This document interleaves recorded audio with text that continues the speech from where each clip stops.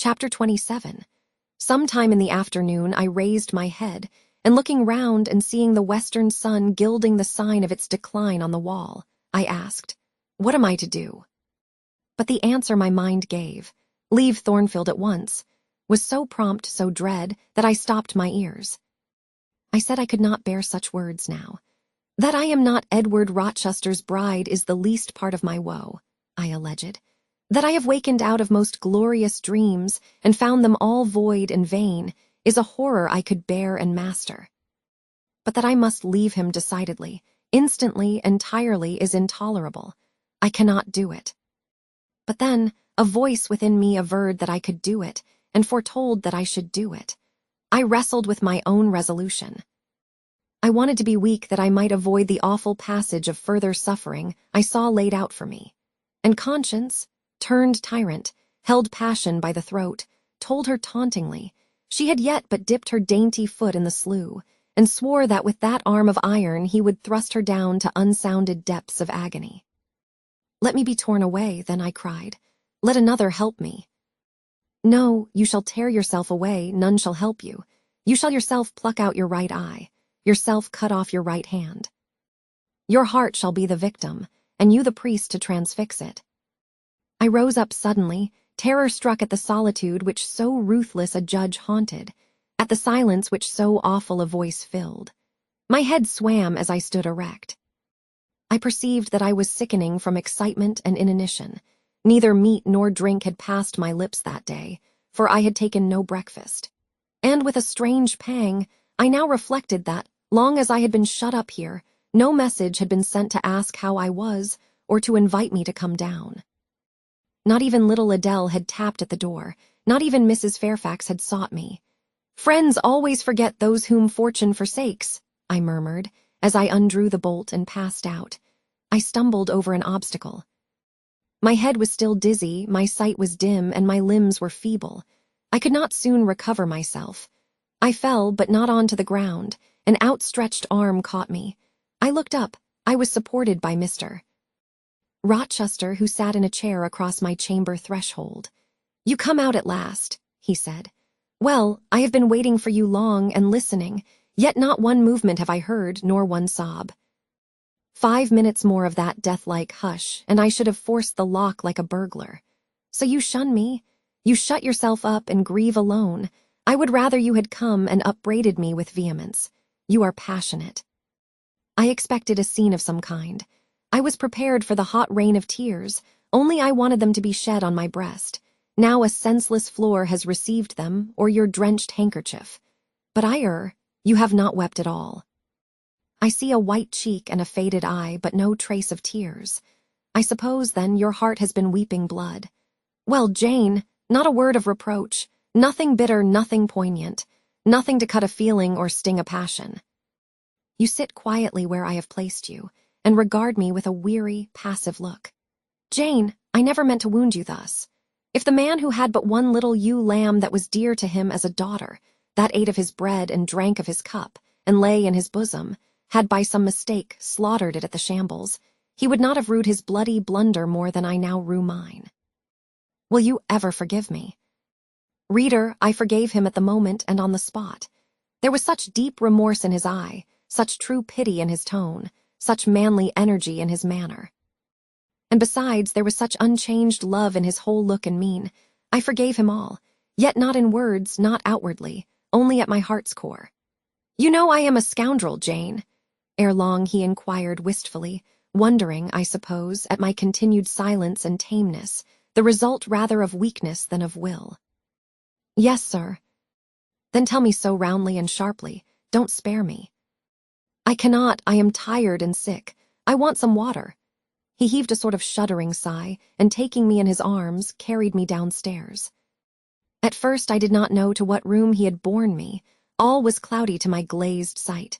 Presently I felt the reviving warmth of a fire, for summer as it was, I had become icy cold in my chamber. He put wine to my lips. I tasted it and revived. Then I ate something he offered me and was soon myself. I was in the library, sitting in his chair. He was quite near. If I could go out of life now without too sharp a pang, it would be well for me, I thought.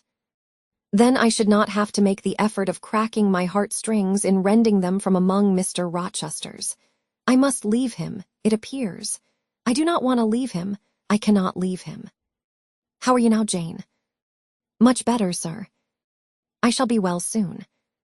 Taste the wine again, Jane. I obeyed him. Then he put the glass on the table, stood before me, and looked at me attentively. Suddenly he turned away with an inarticulate exclamation, full of passionate emotion of some kind. He walked fast through the room and came back. He stooped towards me as if to kiss me, but I remembered caresses were now forbidden. I turned my face away and put his aside. "What? How is this?" he exclaimed hastily. "Oh, I know. You won't kiss the husband of Bertha Mason. You consider my arms filled and my embraces appropriated. At any rate, there is neither room nor claim for me, sir." "Why, Jane? I will spare you the trouble of much talking." "I will answer for you. Because I have a wife already," you would reply. I guess rightly. Yes. If you think so, you must have a strange opinion of me. You must regard me as a plotting profligate, a base and low rake who has been simulating disinterested love in order to draw you into a snare deliberately laid, and strip you of honor and rob you of self-respect. What do you say to that? I see you can say nothing. In the first place, you are faint still and have enough to do to draw your breath.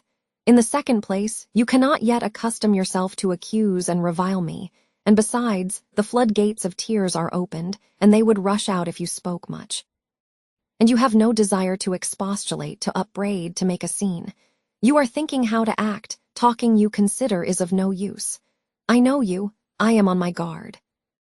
"Sir, I do not wish to act against you," I said. And my unsteady voice warned me to curtail my sentence. "Not in your sense of the word, but in mine you are scheming to destroy me. You have as good as said that I am a married man. As a married man you will shun me, keep out of my way. Just now you have refused to kiss me. You intend to make yourself a complete stranger to me, to live under this roof only as Adele's governess. If ever I say a friendly word to you, if ever a friendly feeling inclines you again to me, you will say, 'That man had nearly made me his mistress.' I must be ice and rock to him, and ice and rock you will accordingly become." I cleared and steadied my voice to reply. "All is changed about me, sir. I must change too. There is no doubt of that. And to avoid fluctuations of feeling, and continual combats with recollections and associations, there is only one way. Adele must have a new governess, sir." "Oh, Adele will go to school. I have settled that already.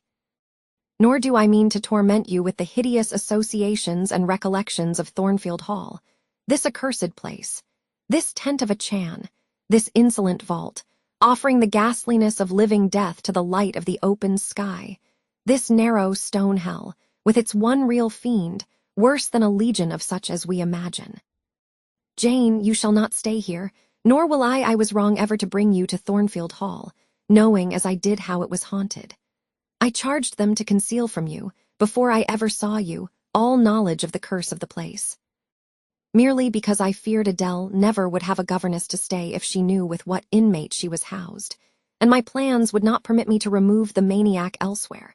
Though I possess an old house, Ferndean Manor, even more retired and hidden than this, where I could have lodged her safely enough, had not a scruple about the unhealthiness of the situation, in the heart of a wood, made my conscience recoil from the arrangement.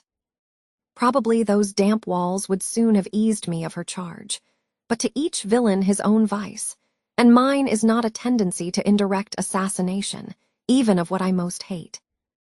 Concealing the madwoman's neighborhood from you, however, was something like covering a child with a cloak and laying it down near a upas tree.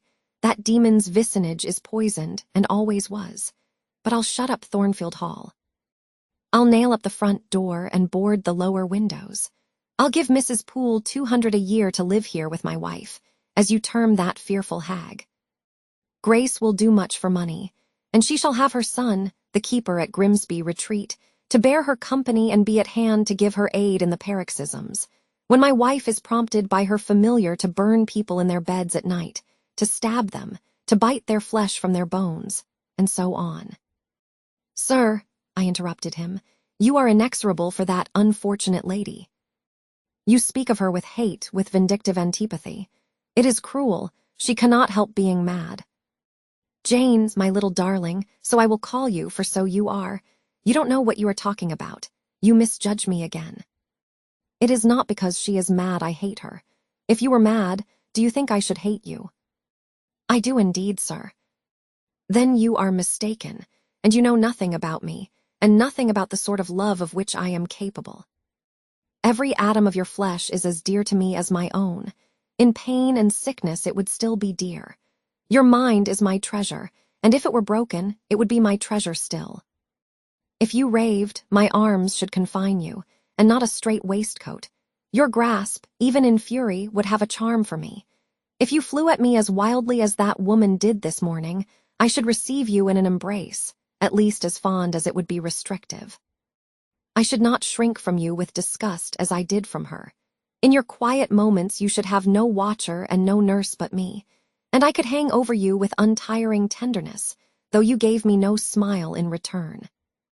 And never weary of gazing into your eyes, though they had no longer a ray of recognition for me.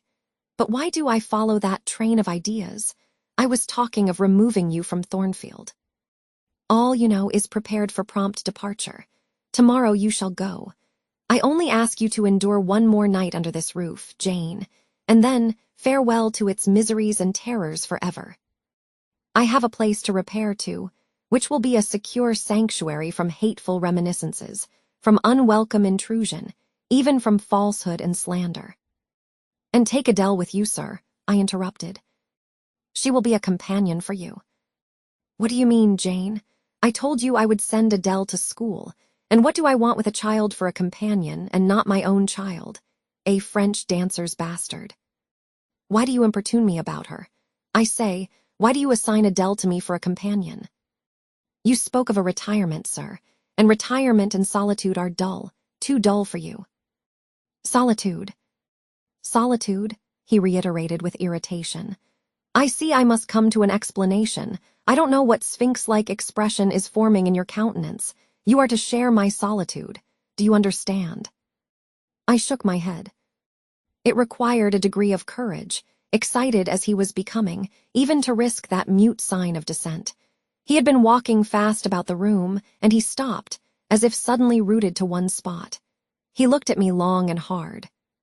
I turned my eyes from him, fixed them on the fire, and tried to assume and maintain a quiet, collected aspect. Now for the hitch in Jane's character, he said at last, speaking more calmly than from his look I had expected him to speak. The reel of silk has run smoothly enough so far, but I always knew there would come a knot and a puzzle. Here it is. Now for vexation and exasperation and endless trouble. By God. I long to exert a fraction of Samson's strength and break the entanglement like tow. He recommenced his walk, but soon again stopped, and this time just before me. Jane. Will you hear reason? He stooped and approached his lips to my ear. Because, if you won't, I'll try violence. His voice was hoarse, his look that of a man who is just about to burst an insufferable bond and plunge headlong into wild license.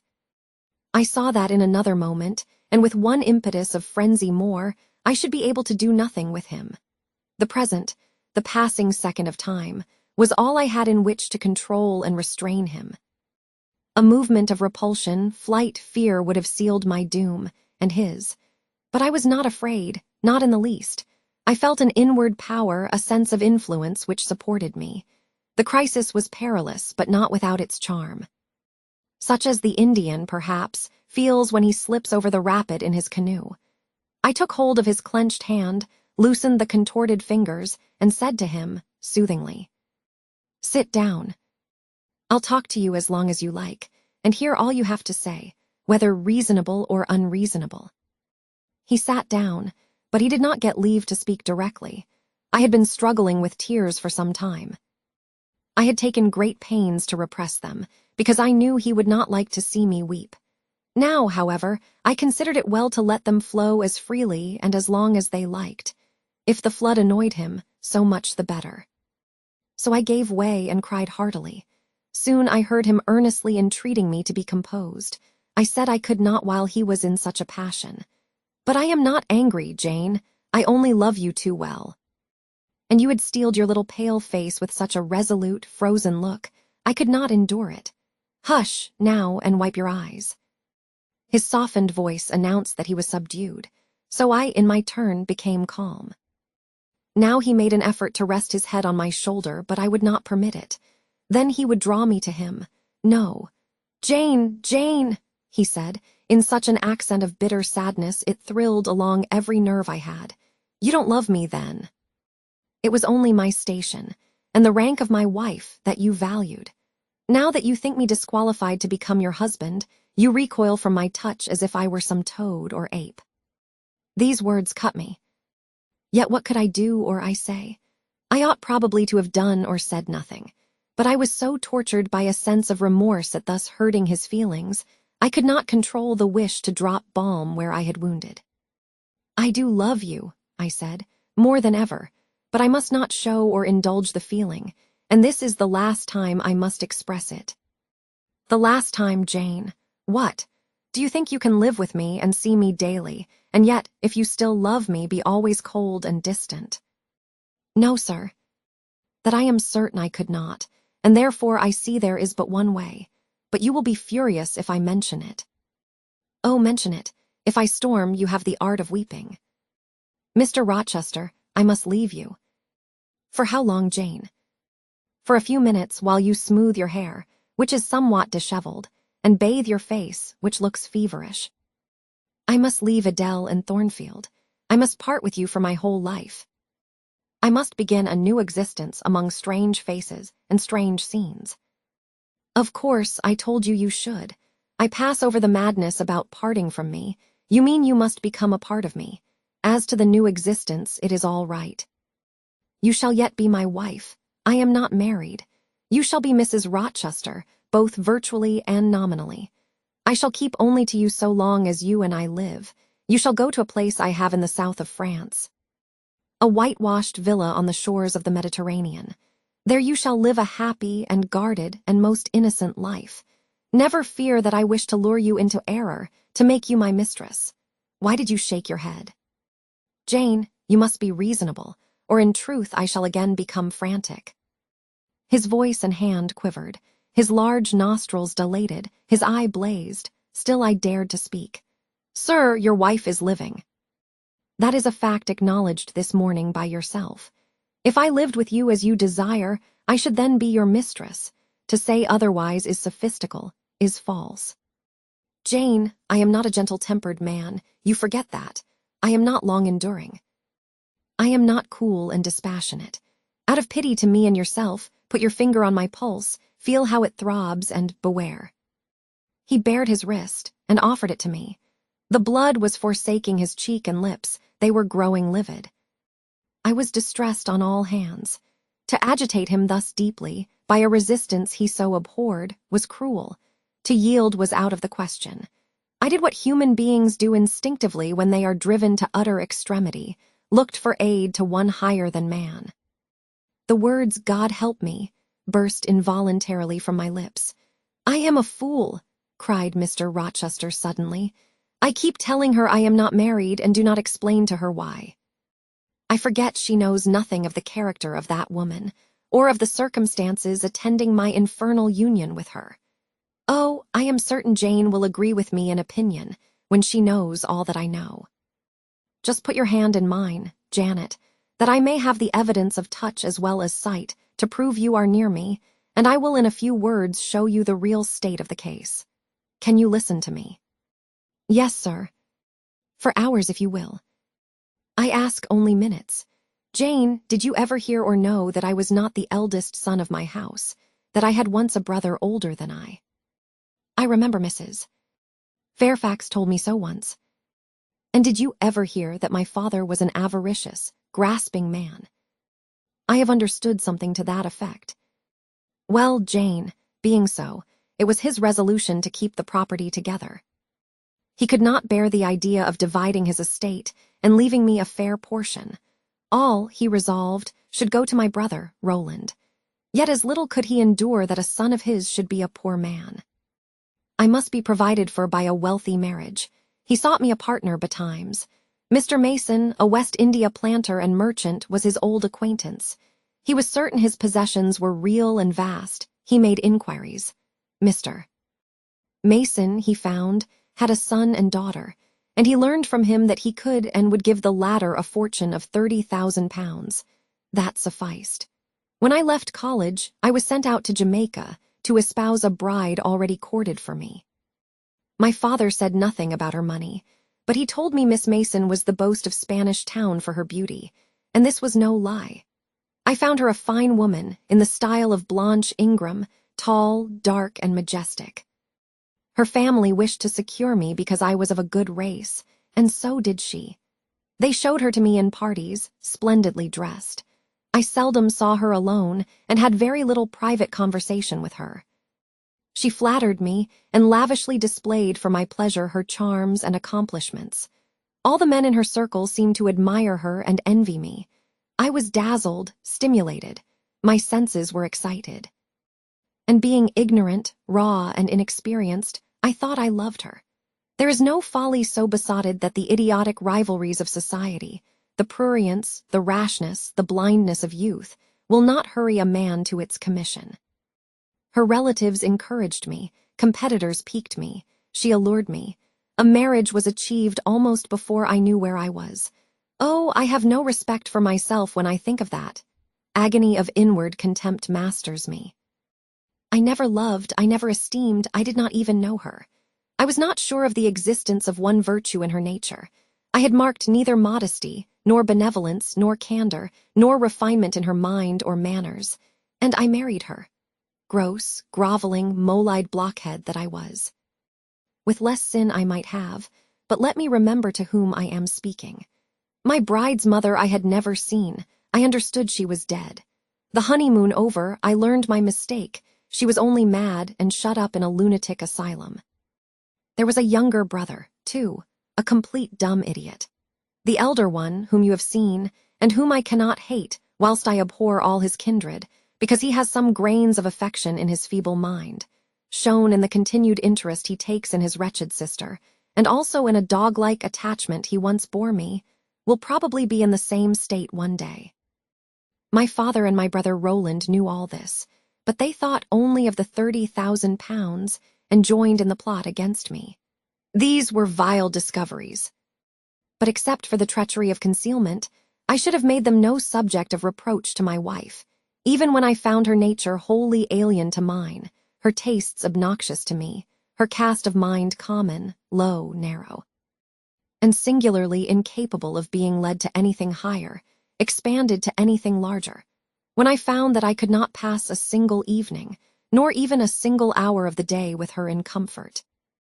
That kindly conversation could not be sustained between us, because whatever topic I started, immediately received from her a turn at once coarse and trite. Perverse and imbecile, when I perceived that I should never have a quiet or settled household, because no servant would bear the continued outbreaks of her violent and unreasonable temper, or the vexations of her absurd, contradictory, exacting orders. Even then I restrained myself. I eschewed upbraiding, I curtailed remonstrance, I tried to devour my repentance and disgust in secret. I repressed the deep antipathy I felt. Jane, I will not trouble you with abominable details. Some strong words shall express what I have to say. I lived with that woman upstairs 4 years, and before that time she had tried me indeed. Her character ripened and developed with frightful rapidity. Her vices sprang up fast and rank. They were so strong, only cruelty could check them, and I would not use cruelty. What a pygmy intellect she had, and what giant propensities. How fearful were the curses those propensities entailed on me. Bertha Mason, the true daughter of an infamous mother, dragged me through all the hideous and degrading agonies which must attend a man bound to a wife at once intemperate and unchaste. My brother in the interval was dead, and at the end of the 4 years my father died too. I was rich enough now, yet poor to hideous indigence. A nature the most gross, impure, depraved I ever saw was associated with mine, and called by the law and by society a part of me. And I could not rid myself of it by any legal proceedings, for the doctors now discovered that my wife was mad. Her excesses had prematurely developed the germs of insanity. Jane, you don't like my narrative. You look almost sick. Shall I defer the rest to another day? No, sir, finish it now. I pity you, I do earnestly pity you. Pity, Jane, from some people is a noxious and insulting sort of tribute, which one is justified in hurling back in the teeth of those who offer it. But that is the sort of pity native to callous, selfish hearts. It is a hybrid, egotistical pain at hearing of woes, crossed with ignorant contempt for those who have endured them. But that is not your pity, Jane. It is not the feeling of which your whole face is full at this moment, with which your eyes are now almost overflowing, with which your heart is heaving, with which your hand is trembling in mine. Your pity, my darling, is the suffering mother of love. Its anguish is the very natal pang of the divine passion. I accept it, Jane. Let the daughter have free advent. My arms wait to receive her. Now, sir, proceed. What did you do when you found she was mad? Jane, I approached the verge of despair. A remnant of self-respect was all that intervened between me and the gulf. In the eyes of the world, I was doubtless covered with grimy dishonor. But I resolved to be clean in my own sight, and to the last I repudiated the contamination of her crimes and wrenched myself from connection with her mental defects. Still, society associated my name and person with hers. I yet saw her and heard her daily, something of her breath, mixed with the air I breathed, and besides I remembered I had once been her husband. That recollection was then, and is now, inexpressibly odious to me. Moreover, I knew that while she lived I could never be the husband of another and better wife. And, though 5 years my senior, her family and her father had lied to me even in the particular of her age. She was likely to live as long as I, being as robust in frame as she was infirm in mind. Thus, at the age of 26, I was hopeless. One night I had been awakened by her yells. Since the medical men had pronounced her mad, she had, of course, been shut up. It was a fiery West Indian night, one of the description that frequently precede the hurricanes of those climates. Being unable to sleep in bed, I got up and opened the window. The air was like sulfur steams. I could find no refreshment anywhere. Mosquitoes came buzzing in and hummed sullenly round the room. The sea, which I could hear from thence, rumbled dull like an earthquake. Black clouds were casting up over it. The moon was setting in the waves, broad and red, like a hot cannonball. She threw her last bloody glance over a world quivering with the ferment of tempest. I was physically influenced by the atmosphere and scene, and my ears were filled with the curses the maniac still shrieked out, wherein she momentarily mingled my name with such a tone of demon hate, with such language. No professed harlot ever had a fouler vocabulary than she. Though 2 rooms off, I heard every word, the thin partitions of the West India house opposing but slight obstruction to her wolfish cries. "This life," said I at last, "is hell. This is the air, those are the sounds of the bottomless pit. I have a right to deliver myself from it if I can.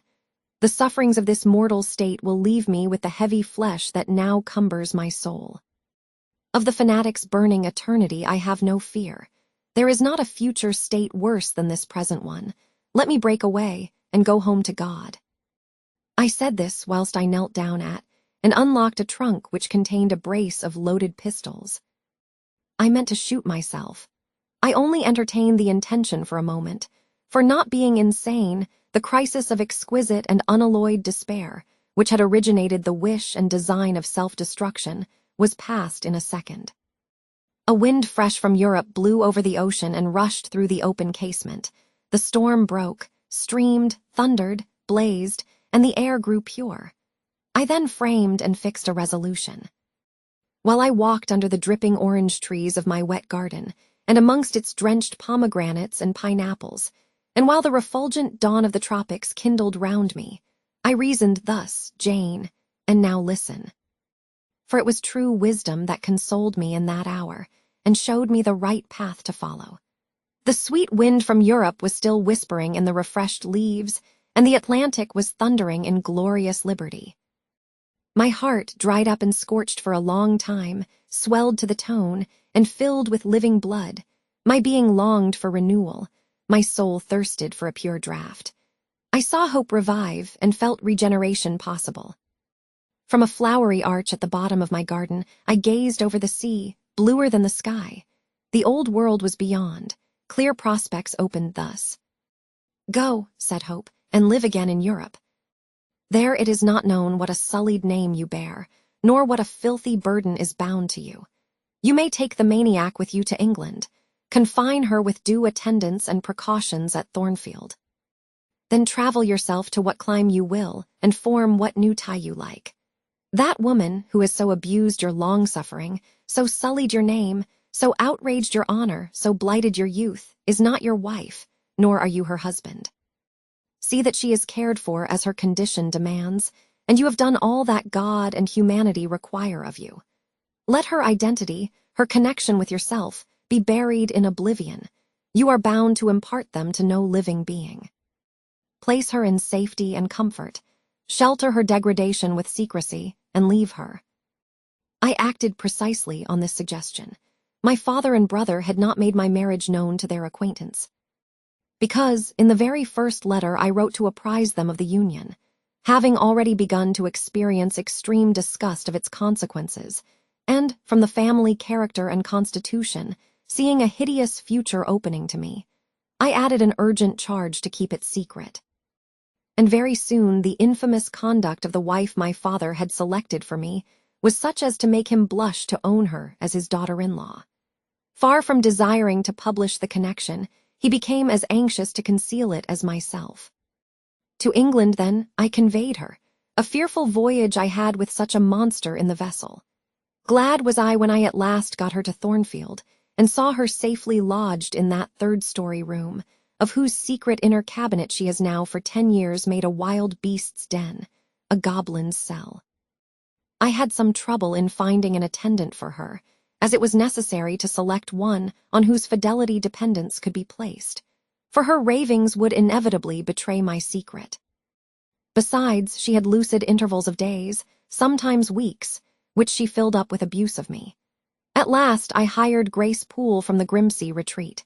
She and the surgeon, Carter, who dressed Mason's wounds that night he was stabbed and worried, are the only two I have ever admitted to my confidence. Mrs. Fairfax may indeed have suspected something, but she could have gained no precise knowledge as to facts. Grace has, on the whole, proved a good keeper, though owing partly to a fault of her own, of which it appears nothing can cure her, and which is incident to her harassing profession, her vigilance has been more than once lulled and baffled. The lunatic is both cunning and malignant. She has never failed to take advantage of her guardian's temporary lapses, once to secrete the knife with which she stabbed her brother, and twice to possess herself of the key of her cell, and issue therefrom in the night time. On the first of these occasions, she perpetrated the attempt to burn me in my bed. On the second, she paid that ghastly visit to you. I thank Providence, who watched over you, that she then spent her fury on your wedding apparel, which perhaps brought back vague reminiscences of her own bridal days. But on what might have happened, I cannot endure to reflect. When I think of the thing which flew at my throat this morning, hanging its black and scarlet visage over the nest of my dove, my blood curdles. "And what, sir," I asked while he paused, "did you do when you had settled her here? Where did you go?" "What did I do, Jane? I transformed myself into a will-o'-the-wisp. Where did I go? I pursued wanderings as wild as those of the March spirit. I sought the continent and went devious through all its lands. My fixed desire was to seek and find a good and intelligent woman whom I could love, a contrast to the fury I left at Thornfield. But you could not marry, sir. I had determined, and was convinced that I could and ought. It was not my original intention to deceive, as I have deceived you. I meant to tell my tale plainly and make my proposals openly. And it appeared to me so absolutely rational that I should be considered free to love and be loved. I never doubted some woman might be found willing and able to understand my case and accept me, in spite of the curse with which I was burdened. Well, sir, when you are inquisitive, Jane, you always make me smile. You open your eyes like an eager bird, and make every now and then a restless movement, as if answers in speech did not flow fast enough for you, and you wanted to read the tablet of one's heart. But before I go on, tell me what you mean by your well, sir. It is a small phrase very frequent with you, and which many a time has drawn me on and on through interminable talk. I don't very well know why. I mean, what next? How did you proceed? What came of such an event? Precisely, and what do you wish to know now? Whether you found anyone you liked, whether you asked her to marry you, and what she said. I can tell you whether I found anyone I liked, and whether I asked her to marry me. But what she said is yet to be recorded in the book of fate. For 10 long years I roved about, living first in one capital, then another, sometimes in St. Petersburg, oftener in Paris, occasionally in Rome, Naples, and Florence. Provided with plenty of money and the passport of an old name, I could choose my own society. No circles were closed against me. I sought my ideal of a woman amongst English ladies, French countesses, Italian signoras, and German Gräfinnen. I could not find her. Sometimes, for a fleeting moment, I thought I caught a glance, heard a tone, beheld a form which announced the realization of my dream. But I was presently undeceived. You are not to suppose that I desired perfection, either of mind or person. I longed only for what suited me for the antipodes of the Creole, and I longed vainly. Amongst them all I found not one whom, had I been ever so free, I, warned as I was of the risks, the horrors, the loathings of incongruous unions, would have asked to marry me. Disappointment made me reckless. I tried dissipation, never debauchery, that I hated and hate. That was my Indian Messalina's attribute. Rooted disgust at it, and her restrained me much, even in pleasure. Any enjoyment that bordered on riot seemed to approach me to her and her vices, and I eschewed it.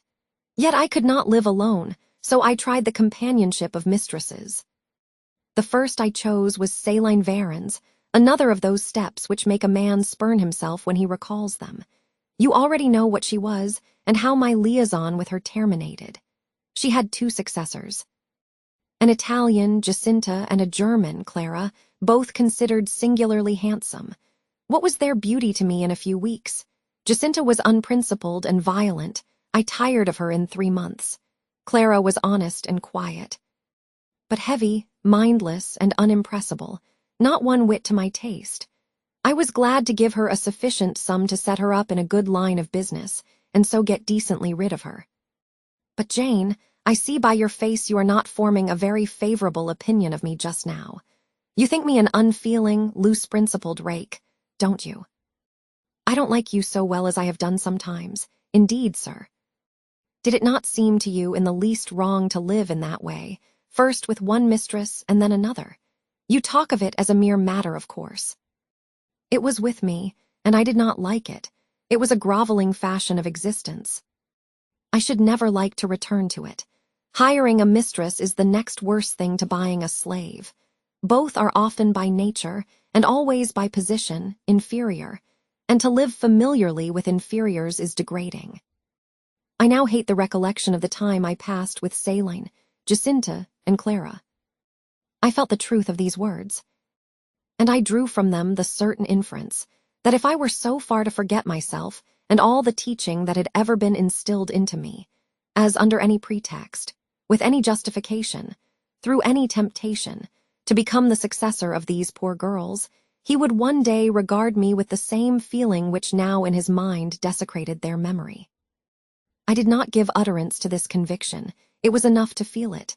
I impressed it on my heart that it might remain there to serve me as aid in the time of trial. Now, Jane, why don't you say, well, sir? I have not done. You are looking grave. You disapprove of me still, I see, but let me come to the point. Last January, rid of all mistresses, in a harsh, bitter frame of mind, the result of a useless, roving, lonely life, corroded with disappointment, sourly disposed against all men, and especially against all womankind. For I began to regard the notion of an intellectual, faithful, loving woman as a mere dream. Recalled by business, I came back to England. On a frosty winter afternoon, I rode in sight of Thornfield Hall. Abhorred spot! I expected no peace, no pleasure there. On a stile in Hay Lane, I saw a quiet little figure sitting by itself. I passed it as negligently as I did the pollard willow opposite to it. I had no presentiment of what it would be to me, no inward warning that the arbitress of my life, my genius for good or evil, waited there in humble guise. I did not know it, even when, on the occasion of Mesmer's accident, it came up and gravely offered me help.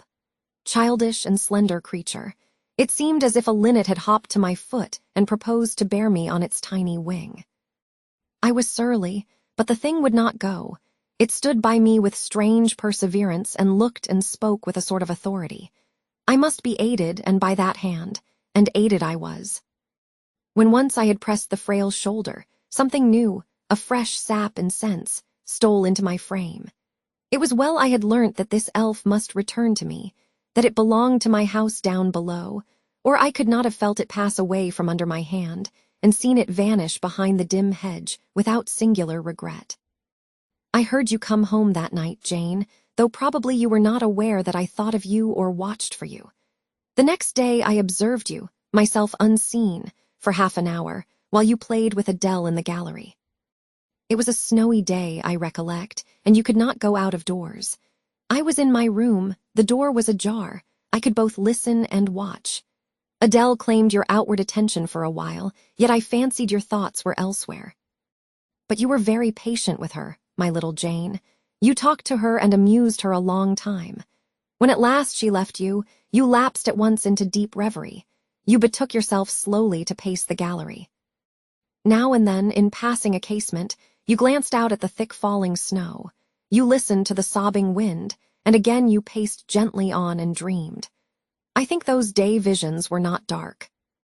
There was a pleasurable illumination in your eye occasionally, a soft excitement in your aspect, which told of no bitter, bilious, hypochondriac brooding. Your look revealed rather the sweet musings of youth when its spirit follows on willing wings the flight of hope up and on to an ideal heaven. The voice of Mrs. Fairfax, speaking to a servant in the hall, wakened you, and how curiously you smiled to and at yourself, Janet. There was much sense in your smile. It was very shrewd, and seemed to make light of your own abstraction. It seemed to say, my fine visions are all very well, but I must not forget they are absolutely unreal. I have a rosy sky and a green flowery Eden in my brain. But without, I am perfectly aware, lies at my feet a rough tract to travel, and around me gather black tempests to encounter. You ran downstairs and demanded of Mrs. Fairfax some occupation. The weekly house accounts to make up, or something of that sort, I think it was. I was vexed with you for getting out of my sight. Impatiently I waited for evening, when I might summon you to my presence. An unusual, to me, a perfectly new character I suspected was yours. I desired to search it deeper and know it better. You entered the room with a look and air at once shy and independent. You were quaintly dressed, much as you are now. I made you talk. Ere long I found you full of strange contrasts. Your garb and manner were restricted by rule. Your air was often diffident, and altogether that of one refined by nature, but absolutely unused to society, and a good deal afraid of making herself disadvantageously conspicuous by some solecism or blunder. Yet when addressed, you lifted a keen, a daring, and a glowing eye to your interlocutor's face. There was penetration and power in each glance you gave. When plied by close questions, you found ready and round answers. Very soon you seemed to get used to me. I believe you felt the existence of sympathy between you and your grim and cross master, Jane, for it was astonishing to see how quickly a certain pleasant ease tranquilized your manner. Snarl as I would, you showed no surprise, fear, annoyance, or displeasure at my moroseness. You watched me, and now and then smiled at me with a simple yet sagacious grace I cannot describe. I was at once content and stimulated with what I saw. I liked what I had seen and wished to see more. Yet, for a long time, I treated you distantly and sought your company rarely. I was an intellectual epicure and wished to prolong the gratification of making this novel and piquant acquaintance. Besides, I was for a while troubled with a haunting fear that if I handled the flower freely its bloom would fade. the sweet charm of freshness would leave it. I did not then know that it was no transitory blossom, but rather the radiant resemblance of one, cut in an indestructible gem. Moreover, I wished to see whether you would seek me if I shunned you, but you did not. You kept in the schoolroom as still as your own desk and easel. If by chance I met you, you passed me as soon, and with as little token of recognition as was consistent with respect. Your habitual expression in those days, Jane, was a thoughtful look, not despondent, for you were not sickly, but not buoyant, for you had little hope and no actual pleasure. I wondered what you thought of me, or if you ever thought of me, and resolved to find this out. I resumed my notice of you. There was something glad in your glance and genial in your manner when you conversed. I saw you had a social heart. It was the silent schoolroom, it was the tedium of your life, that made you mournful. I permitted myself the delight of being kind to you. Kindness stirred emotion soon. Your face became soft in expression, your tones gentle. I liked my name pronounced by your lips in a grateful, happy accent. I used to enjoy a chance meeting with you, Jane, at this time. There was a curious hesitation in your manner. You glanced at me with a slight trouble, a hovering doubt. You did not know what my caprice might be, whether I was going to play the master and be stern, or the friend and be benignant. I was now too fond of you often to simulate the first whim. And when I stretched my hand out cordially, such bloom and light and bliss rose to your young, wistful features. I had much ado often to avoid straining you then and there to my heart. "Don't talk any more of those days, sir," I interrupted, furtively dashing away some tears from my eyes. His language was torture to me, for I knew what I must do and do soon, and all these reminiscences and these revelations of his feelings only made my work more difficult. "No, Jane," he returned. "What necessity is there to dwell on the past, when the present is so much surer, the future so much brighter?" I shuddered to hear the infatuated assertion. "You see now how the case stands, do you not?" he continued. "After a youth and manhood passed half in unutterable misery and half in dreary solitude, I have for the first time found what I can truly love. I have found you. You are my sympathy, my better self, my good angel. I am bound to you with a strong attachment. I think you good, gifted, lovely. A fervent, a solemn passion is conceived in my heart. It leans to you, draws you to my center and spring of life, wraps my existence about you, and kindling in pure, powerful flame, fuses you and me in one. It was because I felt and knew this that I resolved to marry you. To tell me that I had already a wife is empty mockery. You know now that I had but a hideous demon. I was wrong to attempt to deceive you. But I feared a stubbornness that exists in your character. I feared early instilled prejudice. I wanted to have you safe before hazarding confidences. This was cowardly. I should have appealed to your nobleness and magnanimity at first, as I do now, opened to you plainly my life of agony, described to you my hunger and thirst after a higher and worthier existence, shown to you, not my resolution, that word is weak, but my resistless bent to love faithfully and well, where I am faithfully and well loved in return. Then I should have asked you to accept my pledge of fidelity and to give me yours. Jane, give it me now. A pause. Why are you silent, Jane? I was experiencing an ordeal. A hand of fiery iron grasped my vitals. Terrible moment.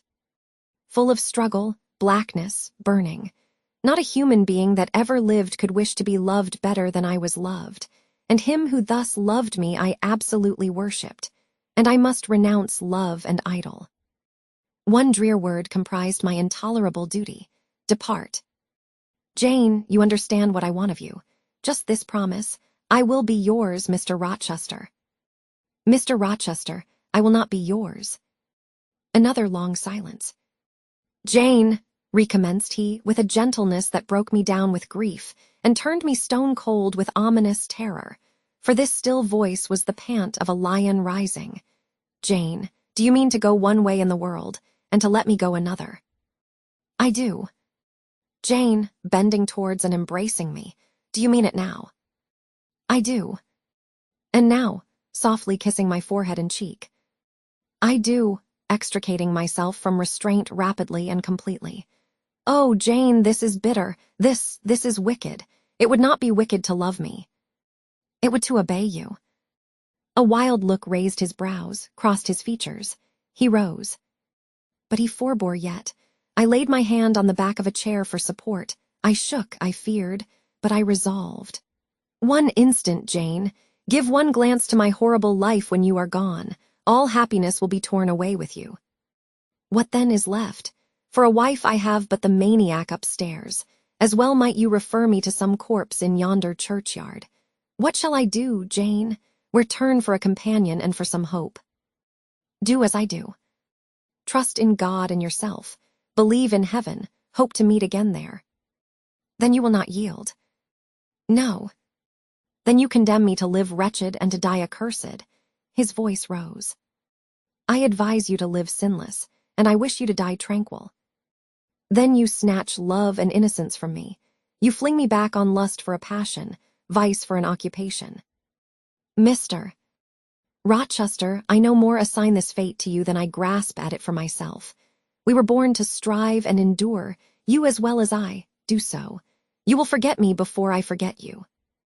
You make me a liar by such language. You sully my honor. I declared I could not change. You tell me to my face I shall change soon. And what a distortion in your judgment, what a perversity in your ideas is proved by your conduct. Is it better to drive a fellow creature to despair than to transgress a mere human law, no man being injured by the breach? For you have neither relatives nor acquaintances whom you need fear to offend by living with me." This was true. And while he spoke, my very conscience and reason turned traitors against me and charged me with crime in resisting him. They spoke almost as loud as feeling, and that clamored wildly. "Oh, comply," it said. "Think of his misery.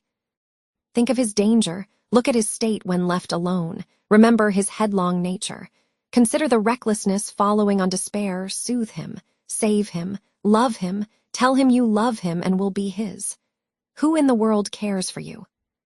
Or who will be injured by what you do?" Still indomitable was the reply. "I care for myself.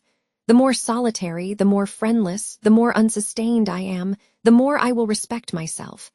I will keep the law given by God, sanctioned by man.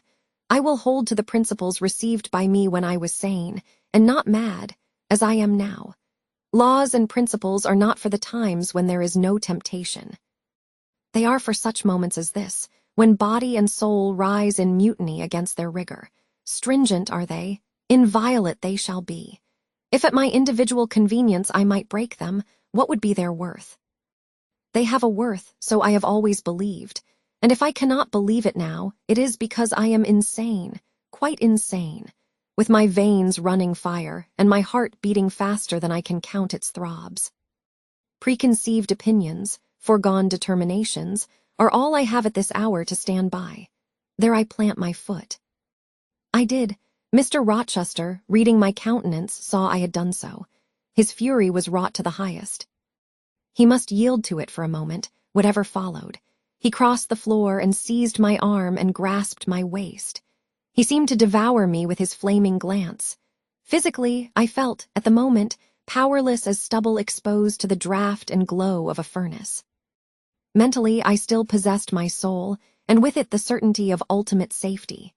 The soul, fortunately, has an interpreter, often an unconscious, but still a truthful interpreter in the eye. My eye rose to his. And while I looked in his fierce face, I gave an involuntary sigh. His gripe was painful, and my overtaxed strength almost exhausted. "Never," said he, as he ground his teeth, "never was anything at once so frail and so indomitable. A mere reed she feels in my hand," and he shook me with the force of his hold. "I could bend her with my finger and thumb, and what good would it do if I bent, if I upped her, if I crushed her? Consider that eye. Consider the resolute, wild, free thing looking out of it, defying me with more than courage, with a stern triumph. Whatever I do with its cage, I cannot get at it, the savage, beautiful creature. If I tear, if I rend the slight prison, my outrage will only let the captive loose. Conqueror I might be of the house, but the inmate would escape to heaven before I could call myself possessor of its clay dwelling place. And it is you, spirit, with will and energy and virtue and purity, that I want, not alone your brittle frame. Of yourself you could come with soft flight and nestle against my heart if you would. Seized against your will, you will elude the grasp like an essence. You will vanish ere I inhale your fragrance. Oh, come, Jane, come. As he said this, he released me from his clutch and only looked at me. The look was far worse to resist than the frantic strain. Only an idiot, however, would have succumbed now. I had dared and baffled his fury. I must elude his sorrow. I retired to the door. You are going, Jane. I am going, sir. You are leaving me. Yes. You will not come. You will not be my comforter, my rescuer.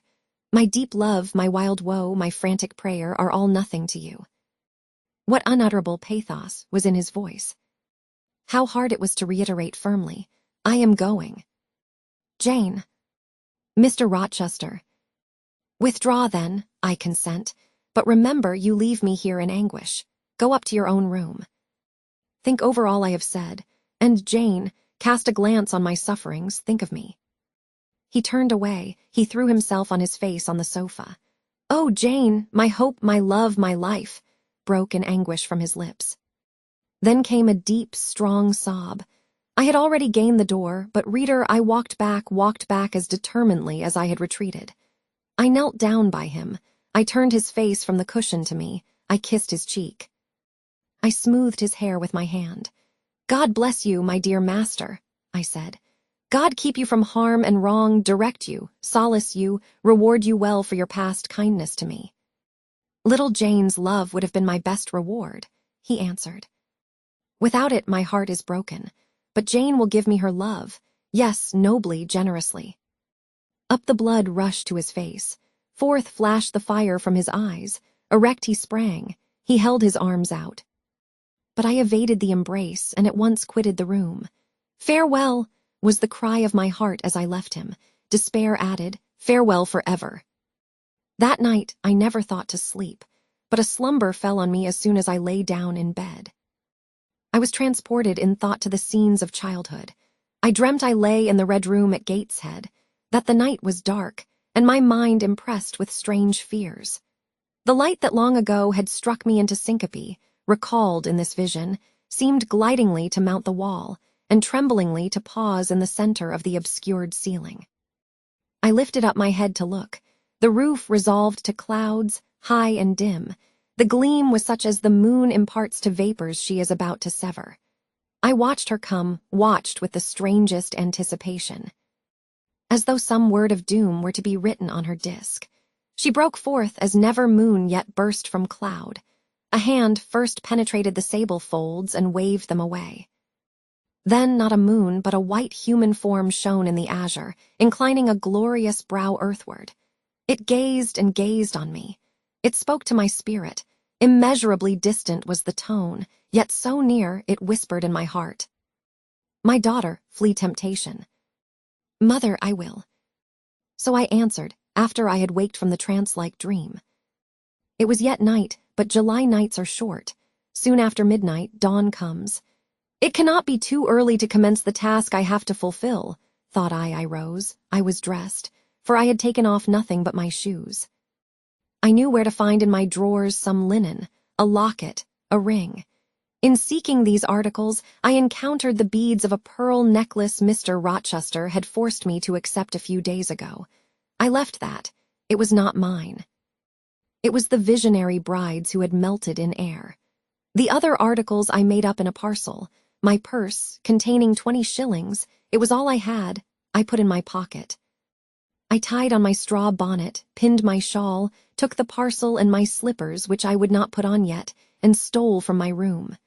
Farewell, kind Mrs. Fairfax, I whispered, as I glided past her door. Farewell, my darling Adele, I said, as I glanced towards the nursery. No thought could be admitted of entering to embrace her. I had to deceive a fine ear. For aught I knew, it might now be listening. I would have got past Mr. Rochester's chamber without a pause, but my heart momentarily stopping its beat at that threshold, My foot was forced to stop also. No sleep was there. The inmate was walking restlessly from wall to wall. And again he sighed while I listened.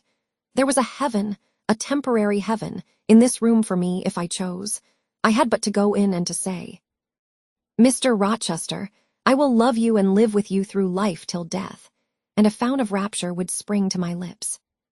I thought of this. That kind master who could not sleep now was waiting with impatience for day. He would send for me in the morning, I should be gone. He would have me sought for vainly. He would feel himself forsaken, his love rejected. He would suffer, perhaps grow desperate. I thought of this too. My hand moved towards the lock. I caught it back and glided on. Drearily I wound my way downstairs. I knew what I had to do, and I did it mechanically. I sought the key of the side door in the kitchen.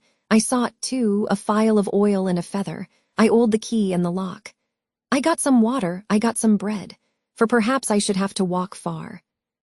And my strength, sorely shaken of late, must not break down. All this I did without one sound. I opened the door, passed out, shut it softly. Dim dawn glimmered in the yard. The great gates were closed and locked. But a wicket in one of them was only latched. Through that I departed. It, too, I shut, and now I was out of Thornfield. A mile off, beyond the fields, lay a road which stretched in the contrary direction to Millcote. A road I had never traveled, but often noticed, and wondered where it led. Thither I bent my steps. No reflection was to be allowed now. Not one glance was to be cast back, not even one forward. Not one thought was to be given either to the past or the future. The first was a page so heavenly sweet, so deadly sad, that to read one line of it would dissolve my courage and break down my energy. The last was an awful blank. Something like the world when the deluge was gone by. I skirted fields and hedges and lanes till after sunrise. I believe it was a lovely summer morning. I know my shoes, which I had put on when I left the house, were soon wet with dew. But I looked neither to rising sun, nor smiling sky, nor wakening nature. He who is taken out to pass through a fair scene to the scaffold thinks not of the flowers that smile on his road, but of the block and axe edge, of the disseverment of bone and vein, of the grave gaping at the end. And I thought of drear flight and homeless wandering, and oh, with agony I thought of what I left. I could not help it. I thought of him now, in his room, watching the sunrise. Hoping I should soon come to say I would stay with him and be his. I longed to be his. I panted to return. It was not too late. I could yet spare him the bitter pang of bereavement. As yet my flight, I was sure, was undiscovered. I could go back and be his comforter, his pride, his redeemer from misery, perhaps from ruin. Oh, that fear of his self-abandonment, far worse than my abandonment, how it goaded me. It was a barbed arrowhead in my breast. It tore me when I tried to extract it. It sickened me when remembrance thrust it farther in. Birds began singing in brake and copse. Birds were faithful to their mates. Birds were emblems of love. What was I? In the midst of my pain of heart and frantic effort of principle, I abhorred myself. I had no solace from self-approbation, none even from self-respect. I had injured, wounded, left my master. I was hateful in my own eyes. Still I could not turn, nor retrace one step. God must have led me on. As to my own will or conscience, impassioned grief had trampled one and stifled the other. I was weeping wildly as I walked along my solitary way. Fast I went like one delirious. A weakness, beginning inwardly, extending to the limbs, seized me, and I fell. I lay on the ground some minutes, pressing my face to the wet turf. I had some fear or hope that here I should die. But I was soon up, crawling forwards on my hands and knees, and then again raised to my feet, as eager and as determined as ever to reach the road. When I got there, I was forced to sit to rest me under the hedge. And while I sat, I heard wheels and saw a coach come on. I stood up and lifted my hand. It stopped. I asked where it was going. The driver named a place a long way off, and where I was sure Mr. Rochester had no connections. I asked for what sum he would take me there. He said 30 shillings. I answered I had but 20. Well, he would try to make it do. He further gave me leave to get into the inside, as the vehicle was empty. I entered, was shut in, and it rolled on its way. Gentle reader, may you never feel what I then felt. May your eyes never shed such stormy, scalding, heart-wrung tears as poured from mine. May you never appeal to heaven in prayers so hopeless and so agonized as in that hour left my lips. For never may you, like me, dread to be the instrument of evil to what you wholly love.